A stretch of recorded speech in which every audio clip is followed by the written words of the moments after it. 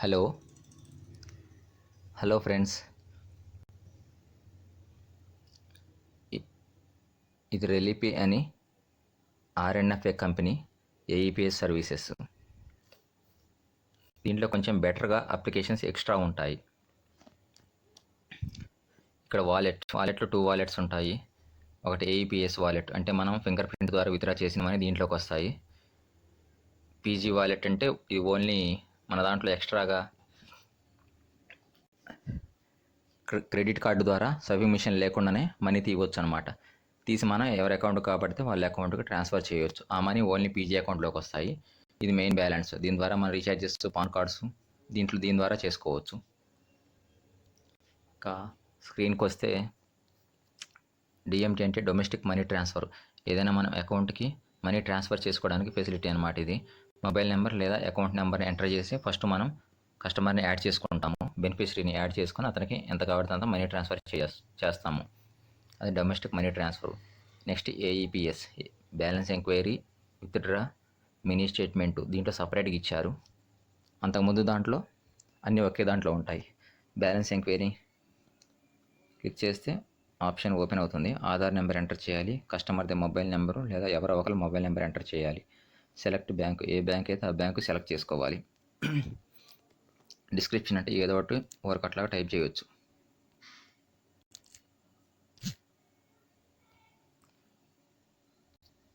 ఇది సెలెక్ట్ చేసుకొని సబ్మిట్ కొట్టడం. సబ్మిట్ కొడితే స్కానింగ్ తీసుకుంటుంది. స్కానింగ్ తీసుకున్నాక ట్రాన్సాక్షన్ కంప్లీట్ అవుతుంది. దానికి హోమ్ బటన్ క్లిక్ చేస్తే మళ్ళీ స్టార్టింగ్ పొజిషన్కి వస్తుంది. సేమ్ విత్డ్రా కూడా అలానే. ప్రతిదానికి బ్యాలెన్స్ ఎంక్వైరీకి కానీ, విత్డ్రాలకు కానీ, మినీ స్టేట్మెంట్ కానీ ప్రతిదానికి మనం ఫింగర్ స్కానింగ్ తీసుకోవాలి. ప్రతిదానికి ఆధార్ నెంబర్ ఎంటర్ చేయాలి, మొబైల్ నెంబర్ ఎంటర్ చేయాలి, అమౌంట్ ఎంటర్ చేయాలి. విత్డ్రాకి బ్యాంక్ సెలెక్ట్ చేసుకొని డిస్క్రిప్షన్ ఏదో ఒకటి టైప్ చేయాలి. సబ్మిట్ కొడితే ట్రాన్సాక్షన్ కంప్లీట్ అవుతుంది. దీంట్లో మనకు ట్రాన్సాక్షన్ కంప్లీట్ కానీ ప్రింటింగ్ ఆప్షన్ కూడా డైరెక్ట్గా ఉంటుంది. దీంట్లో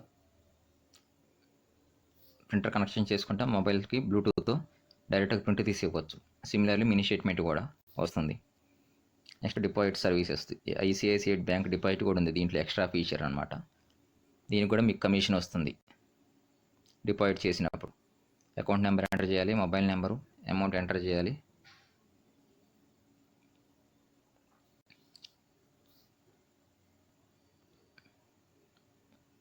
అమౌంట్ ఎంటర్ చేసి డిస్క్రిప్షన్ అంటే ఏదో ఒకటి టైప్ చేయొచ్చు.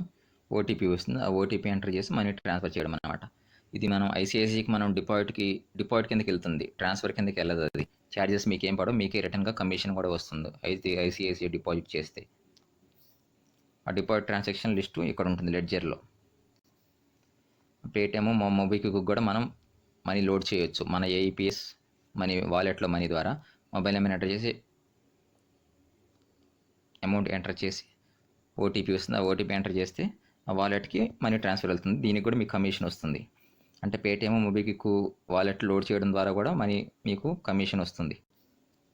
వాళ్ళు దాంతో షాపింగ్ అని ఏదైనా చేసుకుంటారు వాలెట్స్. నెక్స్ట్ రీఛార్జెస్, అన్ని రకాల రీఛార్జెస్ ఉంటాయి. డిటిహెచ్ రీఛార్జెస్, ఈ టాటా స్కై వీడియోకాన్ ఉంది.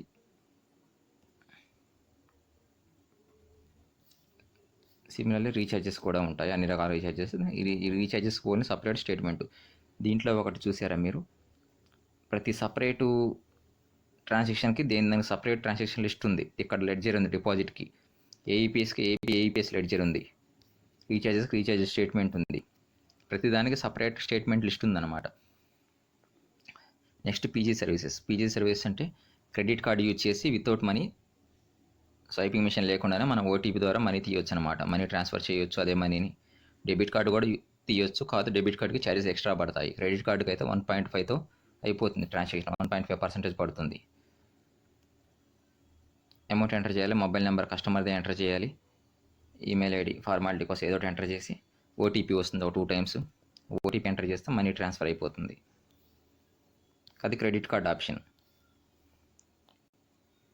ఇక్కడ చేసిన ఈ ట్రాన్సాక్షన్లో చేసిన మనీ ఇందాక మనం ఇక్కడ పీజీ వాలెట్లోకి వస్తాయి. ఇక్కడ ఉన్న పీజీ వాలెట్లోకి మనం ఓన్లీ క్రెడిట్ కార్డ్ మనీ మాత్రమే దాంట్లోకి వస్తాయి.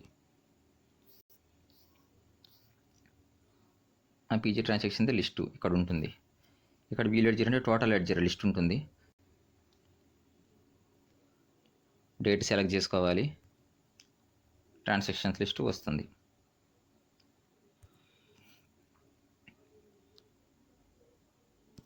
బట్ ట్రాన్సాక్షన్ ఏం చేయలేదన్నమాట. Date selection 2 days back select చేశాను. ట్రాన్సాక్షన్స్ వచ్చేసాయి. ట్రాన్సాక్షన్ చేసిన దానికి కమిషన్ 1510కి 3.5 కమిషన్, 1000కి 2.40 కమిషన్ వస్తుంది. 1500కి 3.5, 9th వరకు ఇంకో 10 రూపీస్ కమిషన్ అండి. ఇక్కడ మనీ ట్రాన్స్ఫర్, ఇది మనీ ట్రాన్స్ఫర్ డిఎంఏటి, డొమెస్టిక్ మనీ ట్రాన్స్ఫర్ చేసిన దానికి కమిషన్ వస్తుంది. ఇలాగ మనం ప్రతిదీ కూడా ట్రాన్సాక్షన్ లిస్ట్ లెడ్జర్లో చూసుకోవచ్చు.